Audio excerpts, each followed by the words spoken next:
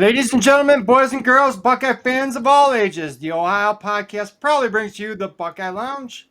I'm your host, the Schrock Star Sean Schrock. With me, as always, my partner in crime, the Wolverine Slayer herself, Miss TG. And today we have a very special guest, former Ohio State great and NFL player, Mr. Bobby Olive. Bobby, thanks for showing up, man. We Hey, appreciate it. thank you for having me. Thank you for having me. And Yeah, guys, everybody, we were supposed to have Greg Fry, but he canceled because something had happened. So, well, we'll get him on next. Cancer. Yeah.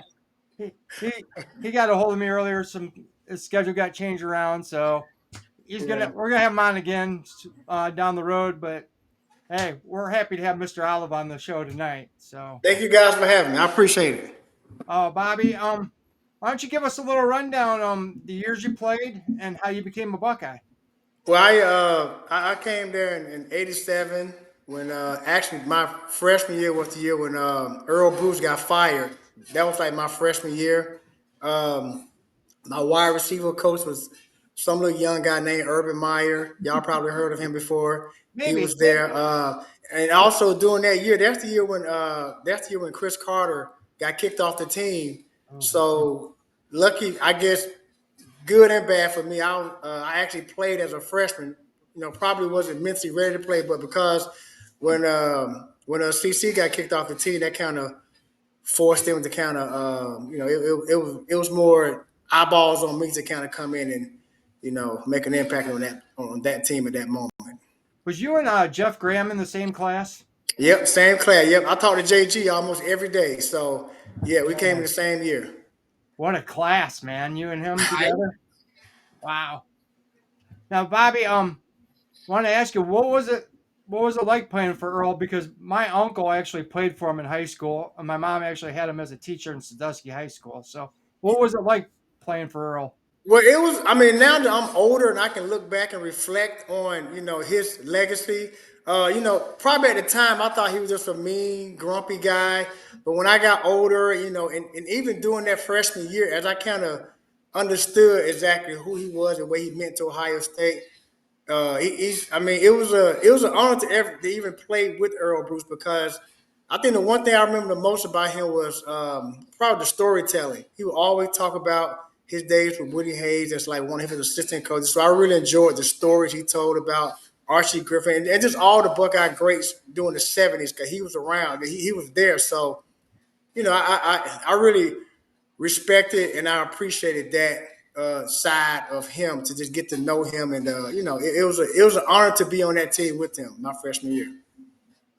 That's amazing. You talked about how Urban Meyer was your coach. What was he like back then?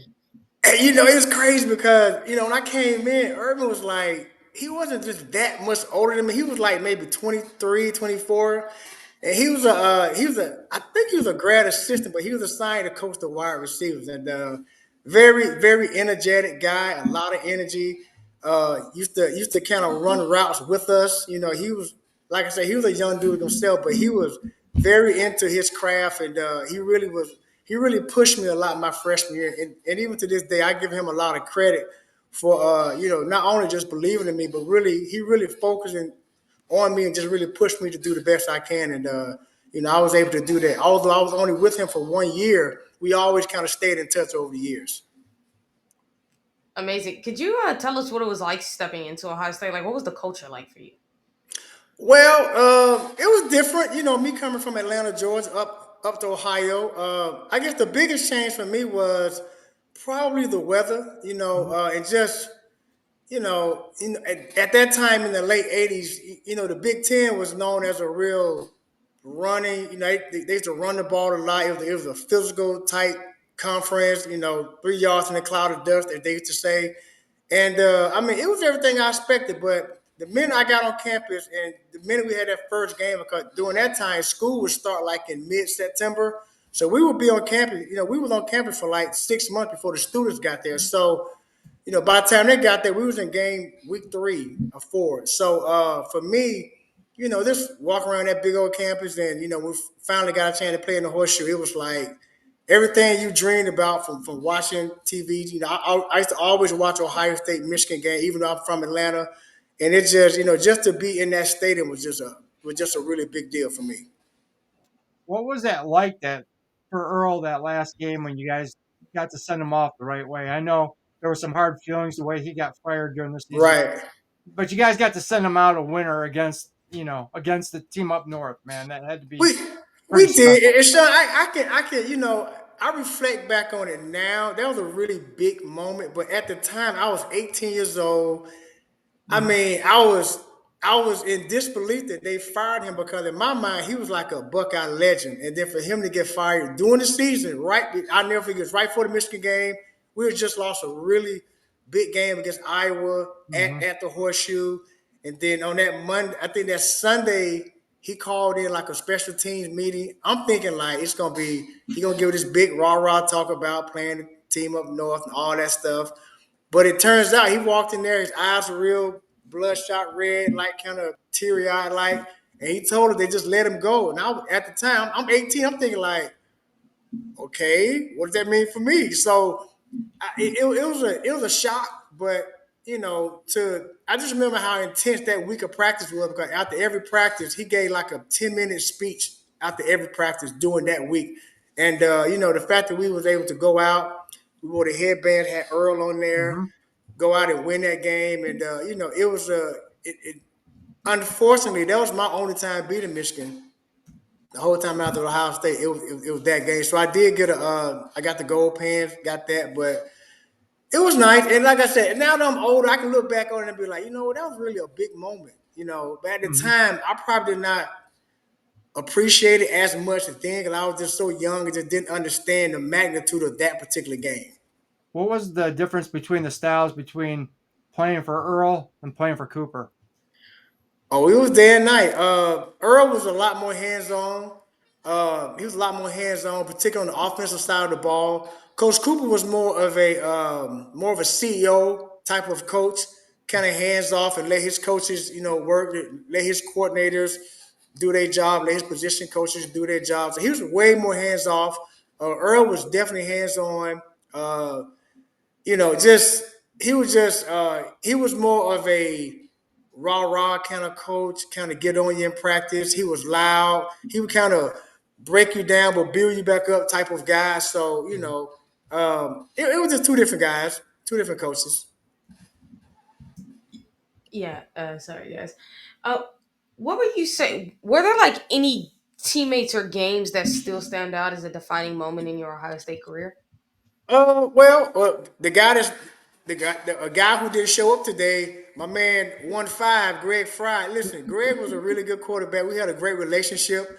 I guess one of the biggest moments I had with him, obviously, when people say my name in Ohio State, who was who followed Ohio State back then, they're gonna probably associate me with the LSU game Hmm. or the Iowa game, and I just remember. I think I was more in tune for that Iowa game because I was a senior. Me and Greg both were seniors that year, and by that time we had a really good communication. We really had great communication between each other. And I just remember that last catch. He looked at me. When he called the play, he was looking at me like, "Hey," and that's the play we did all week in practice. You know, if they play zone versus man or whatever, and at that time we had Jeff Graham was our main guy, so we kind of felt like Iowa was gonna probably either double team him or try to really watch him. So I just kind of found a zone in the back of the end zone, and Greg found me in the back of the end zone, game winning touchdown. So that was just a combination of just us playing together for 3 years, starting. And he knew me and I knew him, and coming out the huddle, I had a good feeling that if I can get open, he was gonna get the ball to me. You guys kind of have a flair for the dramatics, didn't you? I mean Minnesota, LSU, the Iowa game. Yeah. One thing I want to give a quick shout out to one guy in the chat right now that you know is Mark the Shark, who's your team Oh yeah, manager. I remember. He's in the chat as Coconut, but I was talking to him when we were watching that LSU game. When he scored Uh-huh. that winning touchdown, he ran on the field and jumped in the pile and he ran off. And I saw him and I pointed out. He goes, "Yep, that was me, Sean." I was just like, "I just saw you on TV." That sounds about right. Mark was very hands on. He was just, you know what? Every guy on the team just loved him, man. He was just a good dude. We would always joke with him. A lot of big linemen would always kind of messing with him and stuff. But he was a good guy, man. I miss Here, Mark, man. Good dude. I'm glad to catch back up with him. But he was a really good guy, very likable. Everyone just loved Mark, man, the whole time. You can say hi to him right now because I was comment on the screen right now. Right. Oh yeah, that was my guy. He was my guy. Yeah. And, yeah, and Bart actually said you look like a 50-year-old college player. Greg Friday. Greg Friday. Everyone say that. Hey, I just, I have very active kids. I have my daughter. I don't know if you guys know, but my daughter, her name is Bobby as well. She's a track girl at Ohio State right now. She runs track. She's Awesome. really good. And I have a senior in high school, Trey Olive. He plays wide receiver just like me. So I'm very hands on with both of them. I actually train both of them for track. They're both really good in track, but Trey's a really good wide receiver. So I stay active. So I still run around, probably not like I used to. I'm nowhere near as fast as I used to be, but I run around. I try to take care of myself. I know I gotta run behind them sometimes. So I try to really take care of myself physically. What events does your daughter run at Ohio State? She runs the 100 and the 200 meter, and I Okay. Okay. think yeah, she's good. She's one of the fastest girls in the nation coming out of high school. Come out of Georgia was a fast state, as you all probably know. So she's a freshman last year. She made all Big Ten. She was on the relay team that I think they placed in the top five in the Big Ten. So she had a good Awesome. freshman year. This year they'll be looking for bigger and better things from her because she's a lot stronger, a lot more mature now. So, look out for that name. She should do some. She should have a big year this year. Gets her wheels from her dad, huh?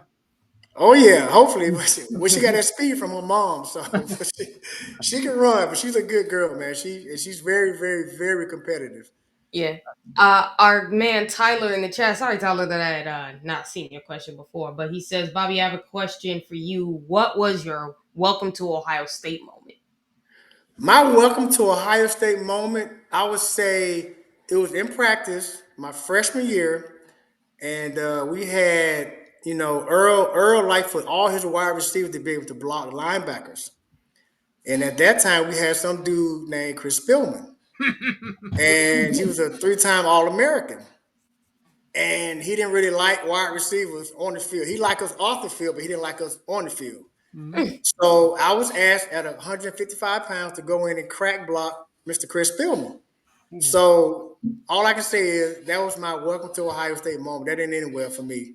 Did you I have mean, it to? was like I ran to a brick wall, like pretty much. So. Did you have to block Pepper Johnson too? You know what? Pep left the year before I got there. Oh, okay. Ooh, So when I was there, they had Chris Spillman, they had Eric Kumaro, the great legendary William White. It was that group. Oh, okay. Some of you might not know, but Eric Kumaro is the uncle of the Bosa boys, Joey Oh, I and know. Yeah, I'm very well. Oh yeah. Oh yeah. some Yep. of. I'm Yep. just saying some of the fans might not know that, so that's why I wanted to Oh shout it yeah. out. Yeah. Yeah. Oh oh, yeah. that's nice. Hey, It make a lot Coconut of sense. says, Them bloodlines real. Them bloodlines are real. Trust me. oh yeah, Coconut says much love to you, Bobby. And then Bart actually corrects himself. He says, no, Greg Fry with his hairline. Bobby still looks like he could play some ball.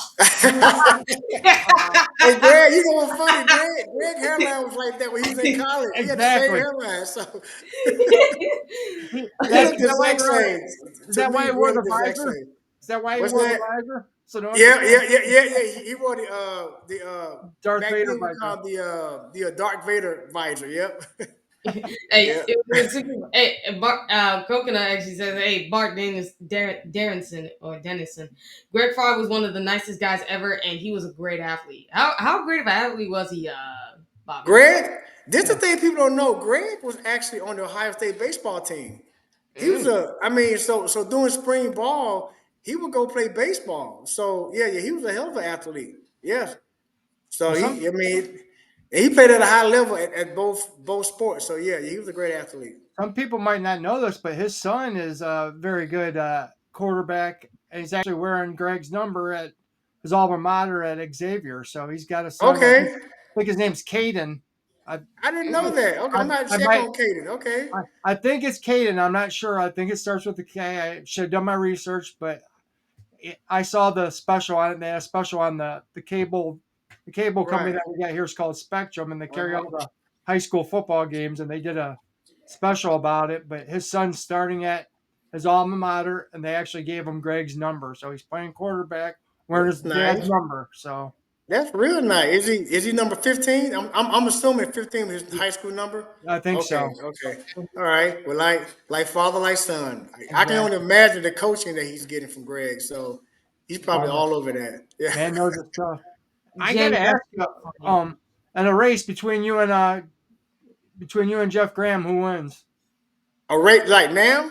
Well, back in the day. I would beat Jeff. It'll be a good race, but yeah, Jeff had good speed for his size. But yeah, I think I get him. I get Jeff. It depends. If we race 10 times, probably 5-5. It'd be 50-50. Depends. More memorable game, LSU or Minnesota? I would say for me LSU because I was a sophomore, and that's not kind of I kind of put my name on the map as far as like in the world of Buckeye people. So I would definitely say LSU. It was a nationally televised game. LSU came in Columbus like ranked like in the top 10, and for us to beat them on national TV, I felt like everyone in Atlanta, Georgia, was watching that game. It seemed like, and that was way before social media. So you can only imagine how my phone was ringing after that game. So that was a huge. That was probably my biggest moment at Ohio State. It's awesome.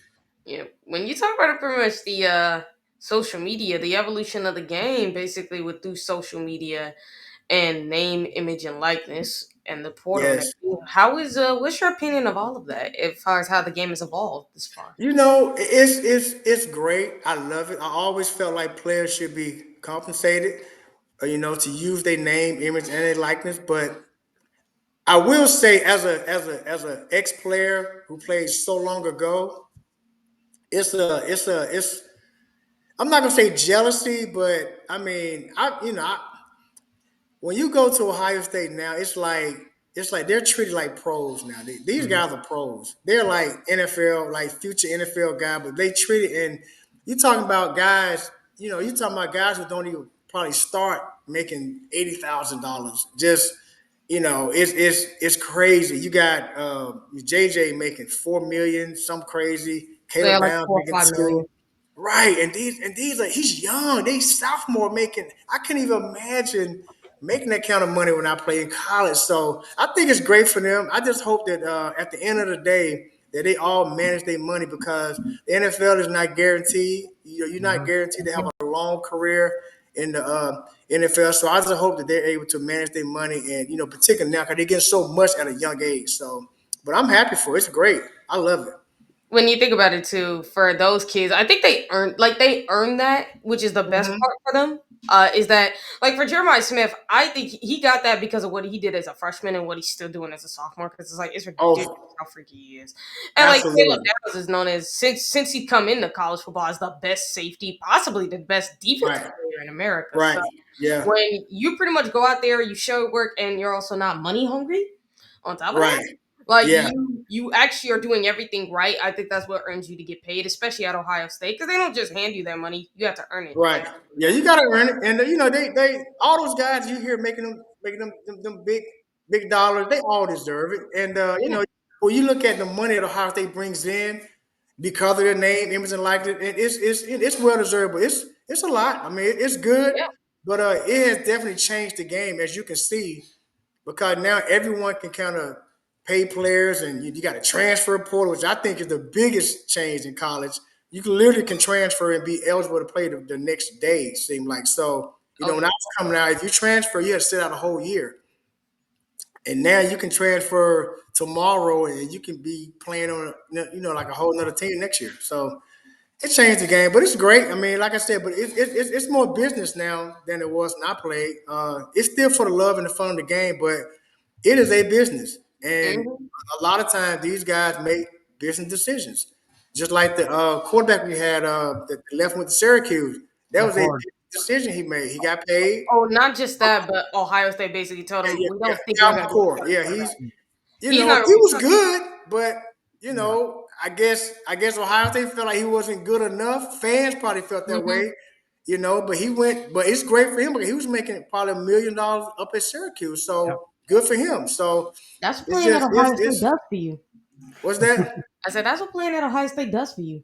It does, and you're right. Right, cause now you go to another school, you like, well, hey, if he can make it at Ohio State, he'll be big time up here. So and looking at the year he had at Syracuse, he had a great year at Syracuse. So I'm happy for him. Never met him, but it's a lot of stories like that. You leave a big boy school like Ohio State and go to another school transfer, you get treated different because they know Mhm. that you come from a school that's very talented.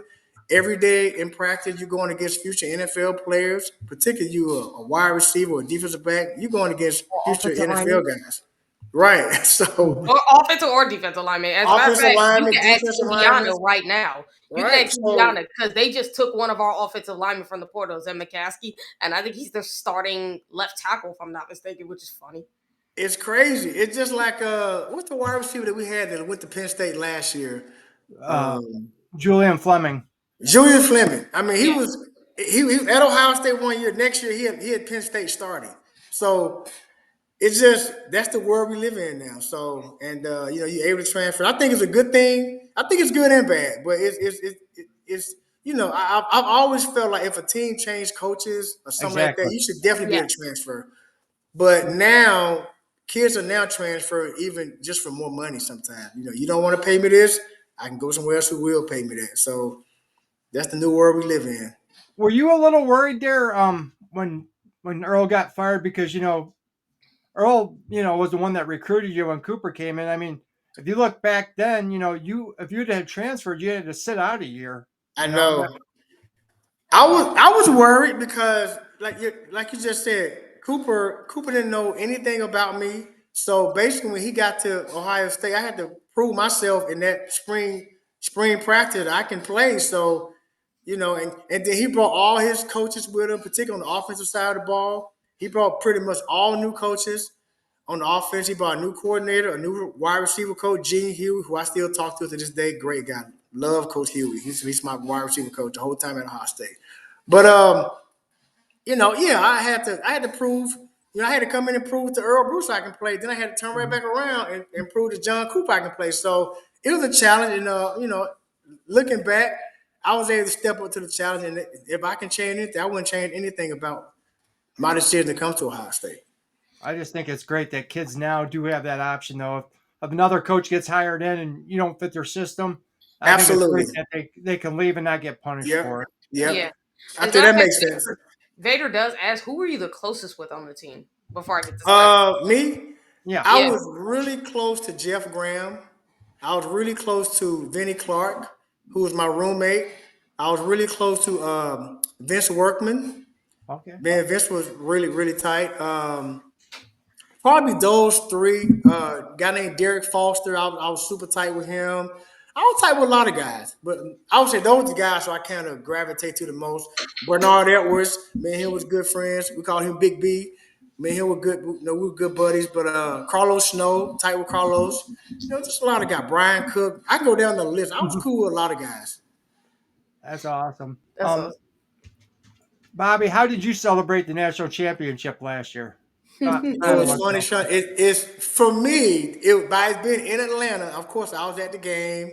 Awesome. And I'm in the middle of SEC land, so for me, that was a great moment for me. I was at the game, and to be up in that, I was up in the suite with Keith Byers was there and Braxton Miller, a bunch of guys up there. We all, man, we were just celebrating. Santonio Holmes, we were just celebrating. It was a great moment.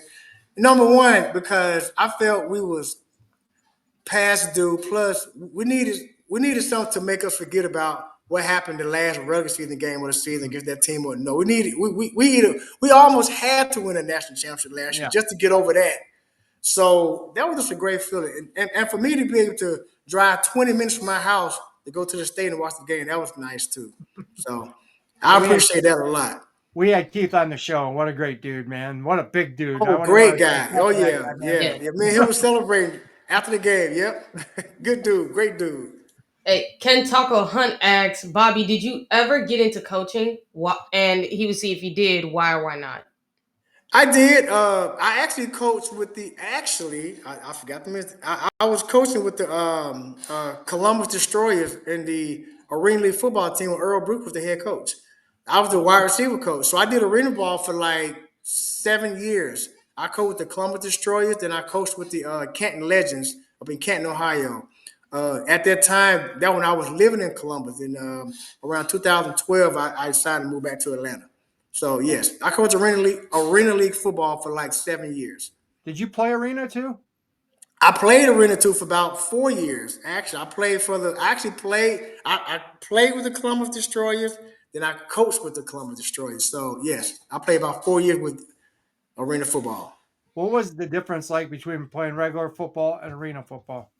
Oh, day and night. You got them walls. I'm telling you, it's only the field is 50 yards long, and the width is like 30 yards. So it's like you're gonna get hit. Hmm. You have to know that. But the good news is a lot of those walls are padded, cushion pads, but listen, when someone slammed me up against the wall, I don't care how much padding you got on that wall, it still hurts. So it was a. I actually thought the arena league was more physical than outdoor Ooh. because you can smash the guy up against the wall, kind of like hockey a little Hmm. bit, kind of. It's Oh man, physical, so that's that wasn't brutal. no fun. But yeah, I enjoyed the game. It's a high scoring game.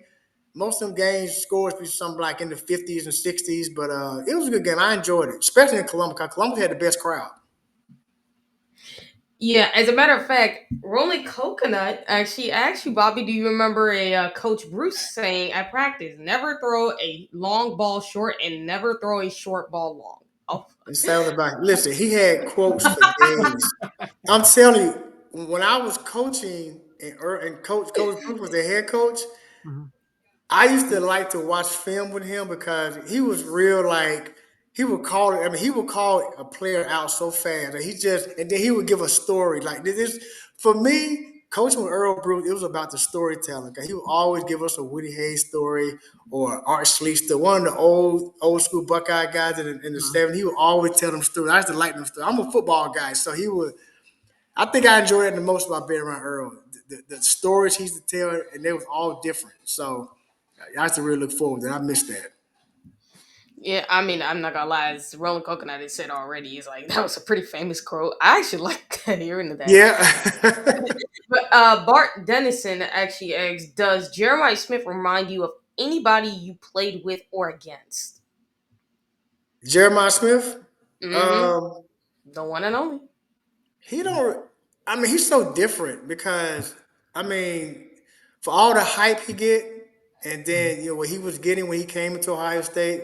When we finally got a chance to really see him, he's just different. Yeah. And I mean, just a freakish type athlete. But if I had to compare, and it's not a fair comparison, the only, the last guy who came in Ohio State, I thought was just like, dude, that dude different. Is probably David Boston because of his size. Ooh. They was a big dude, fast, strong. That's probably the big comparison as far as just a super athletic dude that just looked different walking in the door. That was probably David Boston. That's the first comparison I probably can do. You know, when you talk about the hype he was getting, it's like even the coaches were hyping him up and they didn't even want to. They just couldn't hide how Yeah, much they were yeah, excited about him. It was like, I will take Ohio State's word for it because I'm like, they're not the type to hype up their players all the yeah. time. They try to Hmm. downplay it as much as they can and not put pressure on them. But man, when they see something that special, they're like, can't hide it, just can't. He was like that. I mean, from day one, from the time from the time he Yeah. enrolled early in that spring ball, you knew that he was the best receiver on the team as a true freshman that just walked in the door. And my good buddy Tim Walton is the defensive back coach of Ohio State. So I talked to Tim and Yeah. Tim like about it. I said, Tim, Cornerstone. man, what's up with Jeremiah Smith? He was like, he's him. That's all he said. He was like him. He just said him. And this after the first week of spring ball when he first got there, he was like him. That's all he said. He is Wow. him. Wow. So he's different. He's different, Well, man. He is different. and Tim Bobby, Walton is a realist too, so he not Oh gonna lie. yeah, that's my guy. Yeah. Yeah, that's the great thing. And Yeah. when you think about it too, because when you bring up Jeremiah Smith, and I really got into the question we wanted to ask, which is like the fundamentals of how the game and how the game has changed, and the emphasis that's on everything with explosive plays, as well as how the offensive system was ran under Cooper. How do you Right. look at like how these plays have they made the game better or worse? It's Or day and and night how from would you compare the offensive system today to how you guys ran it under Cooper? oh, it's way different. It's not even a comparison Mhm. because when I played, we had the personnel on the field was a tailback, a fullback, Mhm. a tight end, two wide receivers. Now the fullback don't even exist no more. So they replaced that with a wide receiver. So your basic Tight end, really. formation is three wide receivers, a tight end, and one tailback. That's the standard formation. So the difference is they just throw the ball way more than we Mhm. threw the ball. We would throw the ball. You can ask Greg next time you're on the show. The average we threw the ball was probably 15 times a game. They throw the ball now double that, and it's just we just live in such a every the game is so much faster now. How they run the offense, you know, they can get the signals from the sideline. You got the microphone in your Headsets. headset. You can hear the coordinator. That's an advantage. We used to have to run the plays in and out, but now they can get a completion. They line up on the football. I mean the game is just so much faster now, and it's for a NFL wide style. receiver. It is perfect for a receiver because it ain't just Ohio State. It's every school throw the ball a lot. I mean, most schools throw the ball over 30 times a game. I Well, mean, not all schools. Sean, if you You don't know, you mind. got some school. Now, the team up north, they play a different brand. They mhm. throw the ball, but they more of a power running team because they got good offensive. They got big physical offensive linemen, but Yeah. most schools throw the ball a lot. I mean, If we're back being in, honest about scum, let's be realistic. They don't have the talent to throw the ball right now. They don't, especially on the outside. They don't. They don't. They don't. Like they really don't have that right now. And when you talk about their offensive linemen, they look fat and out of shape, and they don't look like your typical dominant. Like no, Yeah. they slower than what they usually do. But that's what happens. It's like you lose your strength and conditioning coach, and now you can kind of see how bad it was. I'm like, well, no wonder Ohio State why they say strength and conditioning coaches matter. When you look at Michigan, it's like Jesus Christ. Condition go definitely, man. But I will say this, TG. I don't want to get too amped about that game because if you would have talked to me last year at this time and asked mhm. me, "Are we going to beat that team or no?" I would have said at least by 20. Well, actually, here's the thing. I And would always say this about the game, which is listen, they got to prove they can win because we are a better team, but they got to prove it because the thing about the game is it's a mental problem. It's not necessarily like physical. But one thing we've yeah, always said is Ryan Day had that mental problem where he was too busy trying to feed off a narrative instead of just winning the game. Like, because he had yeah, rabbit ears where he would listen to everybody and he cared what everybody thinks. yeah. That's where and when you look at him now, it's like you're starting to focus more on Ohio State than you care about the national like version of you. Because I understand you're the Ohio State head coach. You're gonna get hated no matter what, brother. At Ohio Yeah. State, you're gonna get hated. It does not matter what you do. You're gonna get hated. You're just got to force respect. And with Michigan, stop trying to prove something that like you don't have to beat them their way. Stop playing their game. Like, yeah, we want to run the ball and you still gotta do it effectively, but you don't have to run the ball just to win the game. Like there are multiple ways to beat this team. It's not just running the football.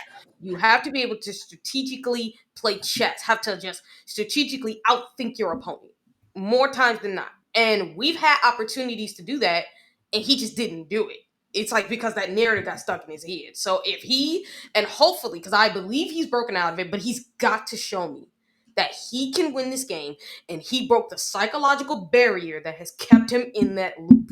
He's got to show that because you But got TG, the weapons. you need to call Ryan Day and say exactly what you just said. You need to call him or go up to the Woody Hayes and tell and say exactly what you just said. You are 100% right. It's all mental. Now it's mental. So you just need to go up there and take care of business. I mean that's it. I mean it's just as simple as that. Go there and take care of business. Don't get caught up in the moment. Don't try to prove a point. I think you're right. Last year you wanted to show how tough he was. I'm gonna Yep. run the ball. Meanwhile, the Listen, you don't have strength to of show their this. team was on the We're in the defensive middle. line. Yep. So Yeah. you know, Hey, look, you don't have to show that. Listen here, the toughest teams ain't always the ones that run the ball. Let's be realistic. The toughest right. teams are the ones who know how to handle. Because you want to know how you prove you're a tough team. It's how you handle adversity when it mattered. Versus the team up north, who when adversity hits, they don't know what to do. That's when you Yeah. know you're the tough team. When you handle adversity, how you handle it determines if you're a tough team or not. It's not if you can just run the ball and be physical. Like everybody can do that. But there are times and places when you run the ball. There were times where Ohio State and Michigan were even among the line of scrimmage, and they struggled running the ball. So, what was the biggest breakaway that allowed Ohio State to dominate for so long? The Passing. wide receivers on the outside. Yeah, Even the yeah, tight end play yeah. when they showed up in the passing game. That's what will beat you. I was so against running the football against that defensive line last year because I'm like, say whatever you want, Mason Graham and Kenneth Grant, even though Kenneth Grant sucks in the NFL right now. Right now in college, these are two of the best D tackles, and you do not want to run at these guys. Just run side to side, or better yet, just pass the ball. Get the ball out of Will Howard's hands quickly. Just do what we do best, and we will win this game. You just got caught up in wanting to run the ball so much. And not only that, but Texas and Illinois literally gave you the formula. Like, they literally showed you how to do it. And part of it was running tempo. Because if you ran tempo against this defense, it would tire them out in a heartbeat. Why? Because their offense can't score.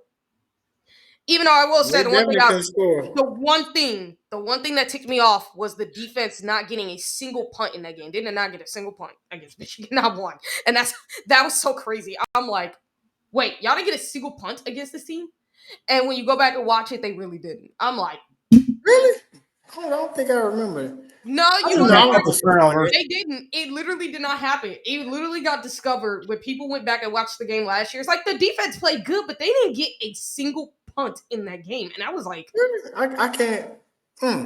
that was Okay. so weird to me. It was like Yeah. the play. It was so odd, and it was like, why? I didn't notice that before until somebody, I forget who it was, and I want to give this person credit who pointed it out.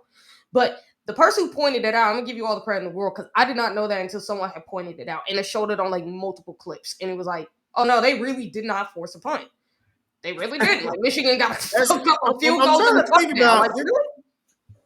Yeah. Like we Well. got turnovers in the game, but we didn't get like punts or anything. I think we Right. got like two turnovers, a fumble and an interception. I know We the got interception interception came at up time. down. Yep. With We got two Yeah. interceptions. Sawyer got a pick. Yep. Oh, Go we to got. Oh, Caleb. yeah, that's right. Sawyer's pick as Caleb. well. So that means we had like Yep. three turnovers in Yep. that game, and it's like we should have capitalized on at least both of them, and we didn't. Yeah. Now, Bobby, this year's team, what's your opinion of them? I think. I mean. I think they still got a lot to do on offense. I think Julian is. I mean, I'm a big quarterbacks guy, so I always point at the quarterback. I think if I don't think we've seen the best of Julian just yet. Mhm. I Mm-hmm. think if they, I think he's definitely improved. He's doing a good job. I think we've been very conservative with him because we can because our defense is that good. Yep. Overall, I would say if I had to compare, last year's team was obviously more experienced. I would say the biggest difference between this year and last year is probably Matt Patricia calling the defensive coordinator. I think he is the biggest difference. I think he's a much more savvy play caller on defensive side of the ball. The fact that on offense, I just think we got a lot of work to do on offense. Not a lot, but I just think we got to really improve our running game. Our running game is not as good as it was last year. The pass game is still great. You got the great receivers, so you know they're gonna be good in that area. You have a younger quarterback. He probably not as mobile as Will was as far as to use him in a running game, but he's a better thrower than Will Mhm. for sure. So Mm-hmm. he don't take a lot of hits. I mean, he gets rid of if it ain't there, he pretty much throws it away. But I mean, I think this team right now at this point from last year, I think this team is better than last year's team because last year's team we could have easily lost that game last year against Penn State. Our defense saved us on that game, right? So Mhm. Mm-hmm. the Oregon game. I mean, this team haven't really been tested yet, and from looking at the schedule, I don't think we won't get a test until we go to Ann Arbor. And then after that, The Big if Ten if Saturday. everything aligns correctly, we're gonna play Indiana. I think that's definitely gonna be a test. I think Indiana's better than they were last year. Now, do you think? Yeah. Do you like the way Julian's improving each week? I mean, he's Yeah, I showing do. I love it. improvement. Yeah. It took me a minute because the first game I was like, I don't know, look conservative, real conservative, Mhm. But the last after the Illinois game, I thought he played really good. He played really good against Wisconsin. So yeah, I think he's coming along pretty good. I like the guy's poise. The kid doesn't get Yeah, he's rattled. poised. Yeah, but If so I had to say the one thing about the run game, though, it's like we've had running backs on the show who talked about it. They're like the offensive line's doing great. It's just that the running backs are not, they're not either seeing the holes in time, like they're not like finding the holes well enough, Or in this case, because we had Jeff Logan on yesterday, and Mm-hmm. his interview is up today on the OHL podcast. You guys can go check that out. He talked about the BYOB, not bring your own beer, but be your own blocker, which is the statement they have in the running back room, and that's something they've had since Woody, Earl, and even Cooper, which is the running backs have to be their own blockers because it's like it ain't always gonna be pretty. Like you're gonna have athletes that get in that backfield or find ways to get in that hole, so you got to make them miss. And that was something that Jeff Logan had brought up. Is that Ryan Day had mentioned that is that in the Wisconsin game, the running backs did a better job of making people Yeah, miss than yeah. they I usually thought do. Isaiah West did. He had a really good game against Wisconsin. Oh I yeah, thought for the second half. But we're going to be, and I think next year we'll like our running back room a lot more. Cause that's then you got because Bo Jackson and the kid West will both be a sophomore, so they'll have a people full year this year. So, but right now they just okay. I give them probably like a C plus. I You would know, say it's also because they're young. Like yeah, yeah, Travion yeah. They're and young. Quinshon were experienced last year because I talked Yeah. about it with Jeff, which is Travion and Quinshon were able to like just make Oh people yeah, they was. I mean, you can't like get no better the than that. Northwestern Yeah. game was the best example I used because it happened. Both of them made Northwestern defenders miss at the same time. But where Quinshon threw one on the ground and Travion just spinned away Mm-hmm. from another one. So Mm-hmm. it was like, yeah, no, like those guys had them 3 to 4 years of experience. So of course they were going to be able to do that. Where these younger Mm-hmm. guys, it's going to take them a while. Like I said about Peoples, I think he's going to come around because last year he was explosive. Now we're not seeing it as much. I don't know if he's dealing Yeah, with the injury that much. I think he got a little weight, a little more muscle weight too from last year. So he might not be. Yeah, he don't look as quick as he did last year. Last year he just looked Yeah. faster than me, but yeah, I mean they be You fine. know, But like right now he's they still gradually learning. They improving. young. He's gradually improving. So I think with this Yeah. running back room, I think we'll continue to see Peoples, West, and West and obviously Bo. Jackson improve. We'll be able Yeah. to see them improve, and I think Hmm. Donaldson's going to continue to improve throughout the Yeah. season. Don like the savvy senior guy. So yeah, Yeah, he older and veteran guy. Yeah. as Jeff Logan see it, this ain't West Virginia like coming to Ohio Right. State. Right. so Yeah. A little it's like different. it's gonna take you a minute to get used to like playing here, but I think Right. he'll improve gradually. Anyways, Yeah. but like I said, I'm Hmm. confident in the running back room. I think they'll be better next year because now you'll have a little They're bit more definitely better next experience. year. So yeah, but we're You'll gonna have need more them if we're experience. gonna make a run this year. We're gonna Oh need yeah. if we're If you gonna look, repeat, we're gonna need the running back room to be good. And So one of the things that they're using too is to get the running backs more involved in the passing game because it's like we can use the pass to open up the run a yeah, little more. yeah, yeah, While these guys are still like figuring themselves out. Once they figure themselves out, I think our run game is going to be just fine. Like right now, yeah, the run game is like a C plus. They could be so much better, but yeah. they're young, so just give them time. well, I say C plus too. I agree if, with that. if you look, Bo's the only one that's got that explosiveness to him right now. I Right mean, now. Yeah, he does. He does. He I does. mean, But he'll be. I mean, next year he'll be way better next year. yeah. So I'm Hmm. excited about him. And like I said, I like Isaiah West too. He might have a little something too. So I think overall I think that running backs room look good.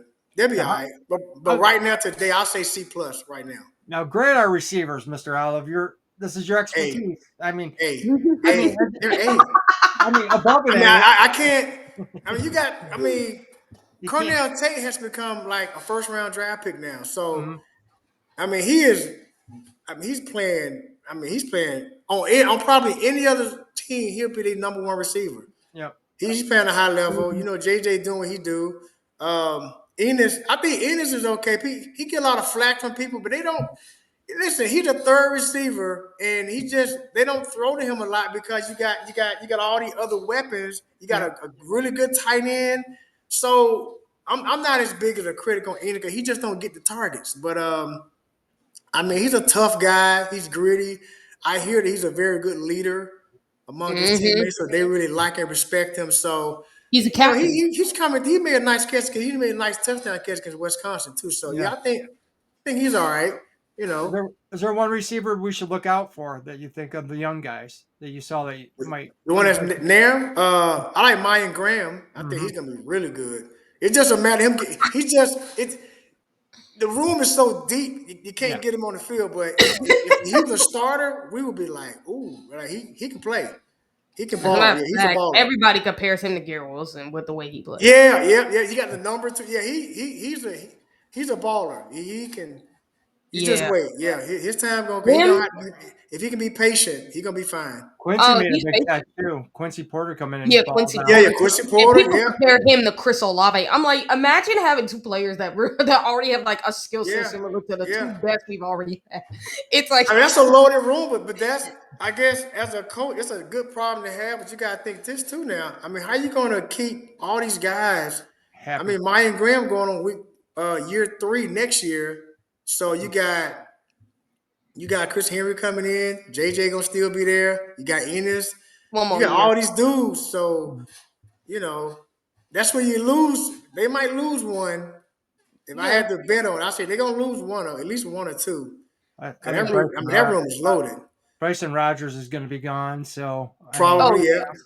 yeah. Probably so. So, but that's the good and bad about this room. I mean, you're Yeah. I so mean, when you think talented. about it, when you Hmm. think about it with this room, it's like think about some of the wide receiver rooms we had. Cause someone had put it up on X and Facebook about how we had freaking Chris Olave, Garrett Wilson, Jason Smith Yep. Njimba, Marvin Harrison Jr., and Emeka Ibuka Yep. all in the same room at one point. And you're Same like, that room. is the Yeah. greatest wide Same receiver room. room. And how And it did we worked keep out. all these It guys? worked out for How, all of them, right? how do It we worked keep out. all these guys?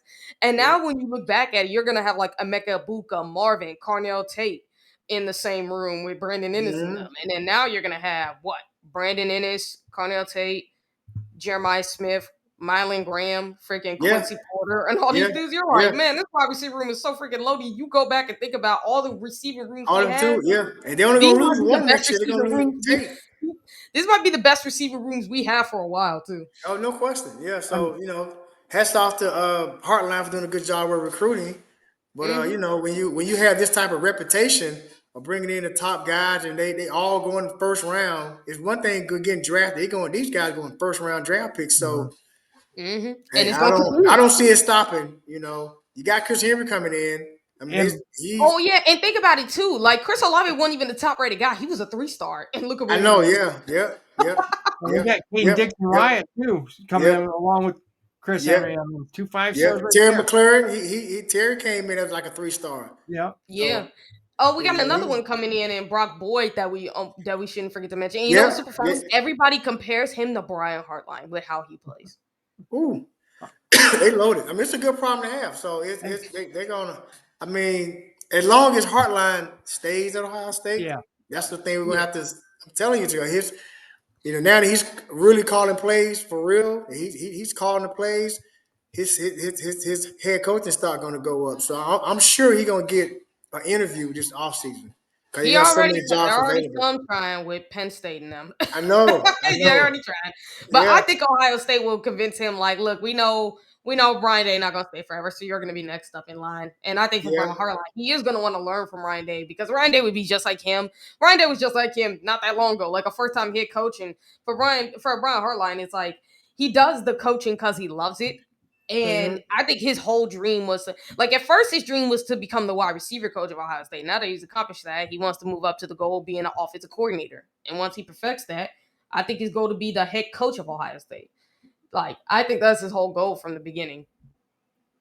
I don't know. Ryan Day's not that old, so I Yeah. I mean, can't see the guy him. could get an NFL job. Let's just be Yeah. honest about that because there's a chance he could go. He and could. He could. He could. and Tyler did bring up another wide receiver to keep an eye So on, Philip Bell. that's Yeah. another. There's And another. listen, you can throw And names Desi out there. Jones. Don't forget them dudes. Because them dudes Yeah. play a lot like Desi Jones plays like JSN in the slot. Mm-hmm. Mm-hmm. That's what's so They're crazy. loaded. It's I like, mean, they're loaded. They are absolutely. The problem is to keep everybody happy. You But got 8 9 guys. I mean, only 4 are gonna really be like playing. Like maybe 4 or 5, 5 maybe. if But they do that, the 5 out, which would yeah. be kind of funny because the last time Ohio State did it was with Jim Tressel. it was in the Michigan game against the Michigan defense, and I remember this because I remember a former offensive lineman of the Buckeyes had did a breakdown of him, and he's like he did a whole 5 out receivers. Because imagine if you're a team and you had to deal with 5 receivers out, you're like, okay, you're definitely sending everybody back Yeah. to back That. the But whole game. it ain't gonna in happen. today's football, that wouldn't Because last. if you try to blitz, you're cooked. Just tell Because you got nobody protecting your quarterback either, except the 5 offensive linemen. So that'll be tough. But that would also be You- his point, though, is you're forcing a defense to expose themselves. So now you get to see what they're running. yeah. So if they're running a blitz, you have a counterplay to that. Yeah. and they Oh, can't hide oh, it. Now, Bobby, yeah. I wanted to ask you, while you're at Ohio State, what do you think is your most memorable moment as a Buckeye? Would you say it's the LSU touchdown? Memorable? I would say probably LSU and I were the most memorable because they both was on such a big stage at that time.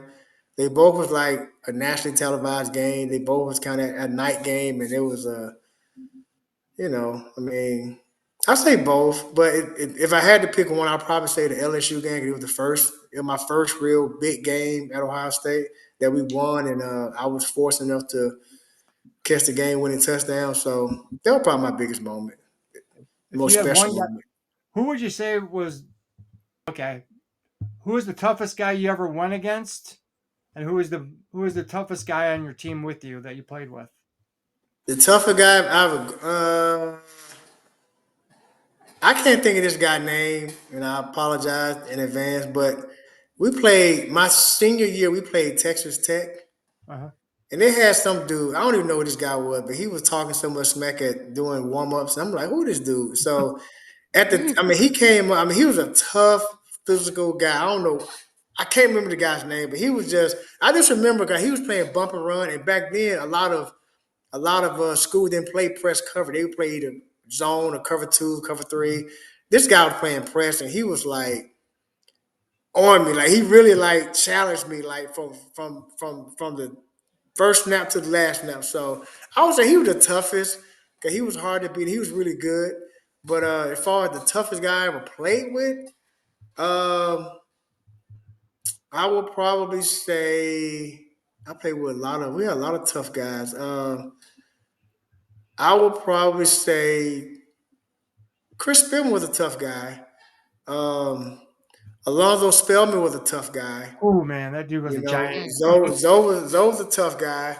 Um, yeah, one of them two. As far as just a tough guy, just a mean dude. Yeah. Like if I had to walk down a dark alley in a bad neighborhood and I need someone by my side, I'll pick either one of them. So but yeah. We had a lot of tough guys, but they're the one that stands out in my head that was just like a tough dude. Zoe So was a scary looking dude, man. he I mean, was. just how He was gigantic he was. five. He was 6'5", about 260, cut, about 5% body fat, long arm. He was just a freakish athlete, like he was. I mean, he was a good player though too. So, but he was as far as just physically, like just looking at him, Mhm. he probably got it stood out the most. Plus, he can run too. I remember doing wind sprint. We would have like conditioning tests, and he would beat some of the wide receivers. He was just a really really good athlete. Oh, awesome. I actually do have a quick question for you, which is if you could sit in the room with the NCAA, and this is actually a good question that Vader came up with. If you could sit in the room with them, what would be one change you make to fix the sport? To fix the sport, I'll probably do somewhat of a salary cap with with the whole NIL money. I would do a salary cap, and I would have it so if you're a first year guy, you make this much. The max you can make is a certain amount. If you're a second year guy. If you're like a real superstar guy coming in, I'll have like a franchise tag. How you do in the NFL? You can tag this Mhm. guy to franchise. I would do it that way because I think right now there are not really no rules to it. So it's like the wild wild west. You kind of do what you want to do, and I don't think that's good for college football long term because now you can literally buy a team. Ohio State spent what 20 million last year. Well, that was But mostly they on can players that because were it's legal. already here. That was Right, mostly but, on but players it already is here. a lot of money. Even though Texas probably spent more or Oregon spent more, the fact that you can spend that money, you got when you got 10% of the schools spending 20 million, and then the Mhm. other 90% spending 5 million, that's a difference. You're gonna Right. have those teams. I promise you, they're spending 20 million and up, or in that top 10 who spend the most money, they're gonna have the most talent. That's just how it is. That's in any sport. Well, actually, there is a because of how Ohio State does it is they do have it. They do have like a standard as to how much they pay, like somewhat like what you're talking about as far as like a salary cap in a sense. where they have players paid by a certain amount. So it's like for the players who have already been here that are experienced, that have been here for like 4 to 5 years, are going to get paid this much amount of money, at least if they've already contributed. Players from the transfer portal who are experienced, who can contribute to the team, or that they know can contribute to the team, will get paid at, not at, I would say as much as the players that are already on the team, but somewhat close to that. Whereas like recruits get paid lesser than that as well, because they're not going to make promises to these kids they know they're not going to keep. But if But you're someone like a Jeremiah Smith per se, who came in, you're a superstar, you're ready, you're like, they're going to pay you a lot of money, kind of like how they're paying the guys who have already been here, because you here's have, the problem. especially especially if you, Here- I said, Right. especially if you've proven yourself on the football field. Like how you prove yourself on the football field for a lot of these guys is how you're going to make your money. Now they're going to pay you if you've been like a contributor, if you've been on this team for a long time and you've been a contributor, they'll pay you it just to start off. But it's like for someone like Jeremiah Smith, if you have like if you start off and you're already this top tier player, they're going to pay you like you've been on this team for that long. Yeah, but here go the problem with that is that when you pay a guy based on his stars next to his name come out of high school, which I'm sure they did. I'm sure Devin Sanchez is making really good money, and Mhm. I'm almost for Yeah. sure he making more money than guys who probably start. As So that's what I actually, mean. You paying yeah, this guy more than me, and I start. So that can create Issues. yeah, it can't issues. create It issues, just but that's will. what Ohio So State doesn't do, because that's the one thing they don't want to. Like they know you can be a star, but they want you to earn that money. You got to do it on the football field. Like even though they wanted to pay Jeremiah, they could tell he was a superstar. They started off like, because if I'm not mistaken, Sean, how much money was he getting offered from like Miami and Florida? Wasn't it like generational money? It was a probably couple yeah, million. I'm sure. Yeah, Yeah. like, and Ohio State really didn't even try to up that. Like they upped their offer, but they didn't up it that much. They just gave him a, what is it, like, what do you call, like a reasonable deal is probably the better way to put it. And they said, hey, if you show yourself on the football field, you will get paid more money than what you making right now. So as the season went on, he started earning more money because of what he was doing on the football field, which is what they do all the time at Ohio State. It's like their whole thing is you're not going to get paid just because of how many stars you have, because you got investors and people who are putting their money and they don't want their investment to go to waste. So Ohio State makes it honest with these kids, like, listen here, we are not going to promise you these millions of dollars because we know we're not going to deliver on it, but we can tell you this: if you come to the school, you prove your worth on the field, you show it every single day, you can get paid a lot of money over the years as time goes on. Even as the season goes on, you will get paid a lot of money. It will increase the more work you do on the football field. They actually have limits as to how they actually make it to where you need to earn money on the football field, how your production is, which I actually like that, to be honest. Yeah, so Most of these it's schools, most of these schools don't do that. Some of them will just outright pay you. Which Texas yeah. A&M, how So about that go? it causes problem. I mean, that's going to be a problem at some point. I just think you need to put some type of salary cap Sure. on what you're paying Yeah, guys. Bobby, Sean. what's your thoughts on this upcoming game this week with our former defensive coordinator coming back to the horseshoe? Well, I've always felt like anytime you got an ex coach or ex coordinator that you playing against the next year, he has an advantage because he knows your personnel pretty well. He know your strengths, know your weaknesses. So I'm sure he'll have a good idea of how to, you know, do certain things. But in this situation, Penn State coming in here, I mean, 4 weeks ago, no one would have thought that they would be 0-4 the last four Yeah. games. So mentally, they come in here like I don't know how they're gonna come here mentally. I don't know if they're gonna get themselves up to play against Ohio State, but They look at Ohio State as a rival, so they probably will. they've gone through so much in the last 4 weeks. And if you're a senior on that team, because a lot of them came back for this year, because on paper they were supposed to be really, really, really good. Hmm. Hmm. But that's gone left. They fired their coach. You lost four straight games. You lost to Northwestern at home. I mean, you lose these games. You lost to UCLA. We thought they were the worst team in Power Four. So all this happened as a senior. You probably feel like, okay, I got the combine coming up in February. I am not trying to get hurt. I'm not trying to mess. Now you put your business hat on. If you you sit here 3-4. Best case scenario for you is probably nothing because you're not gonna play in the bowl game anyway. You know, if you're a senior, you're not gonna play in a bowl game. You project to get drafted in the top 3-4 rounds. So I don't know what Penn State we're gonna see. To be honest with you, their quarterback is out. I mean, I didn't Yeah. think he was that good anyway, but they got a backup quarterback coming in. So I just think Jim knows for him, it's he probably feel a little weird. He was our guy last year. He did a great job last year. We had number one defense with him last year, but I don't know, man. It's gonna be weird. I just don't know what Penn State we're gonna get this week. To be honest with you. She got a If you score want me to be prediction. honest with you, I think you say he knows a lot about Ohio State's offense and personnel, but they also know a lot about his defense and the weaknesses Yeah, it has. yeah, yeah. They know his schemes and things he like to do.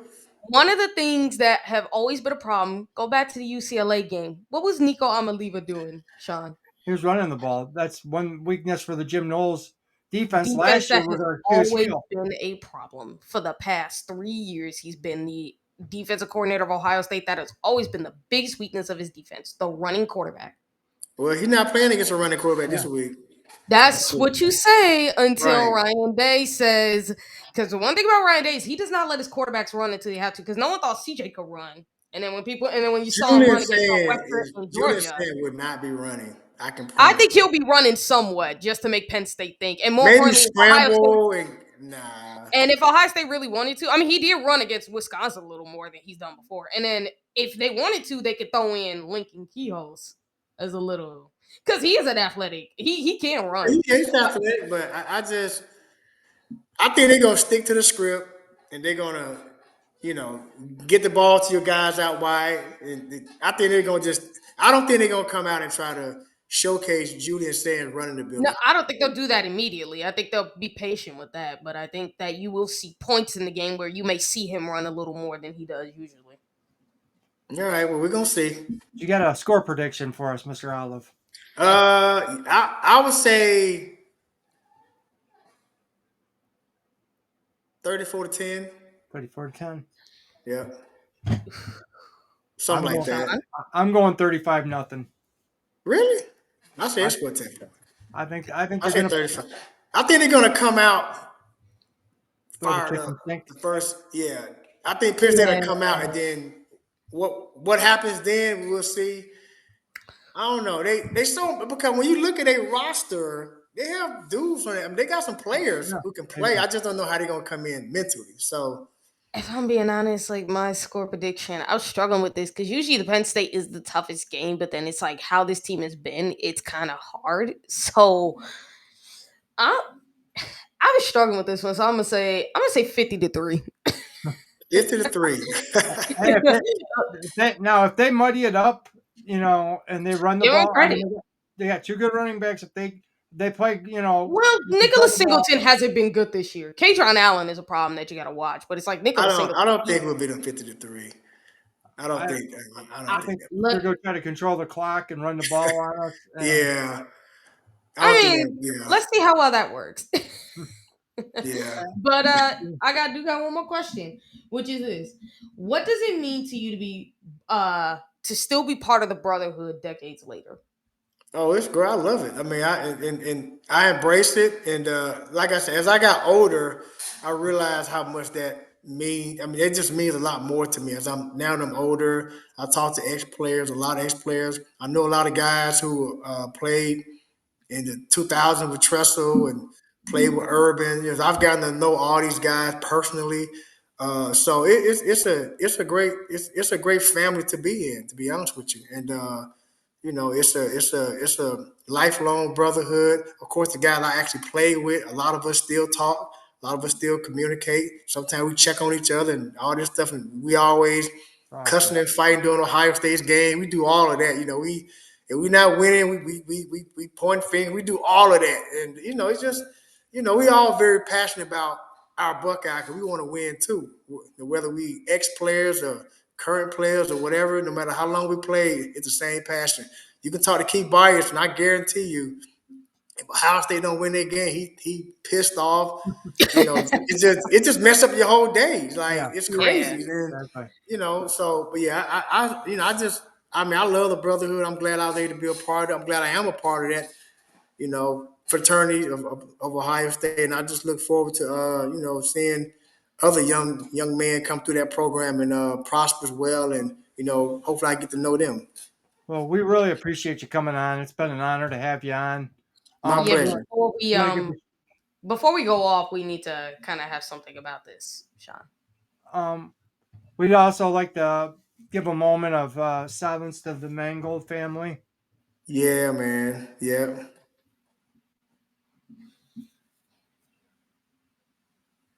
Thank you guys. Please keep them in your prayers. I mean, that's a Buckeye.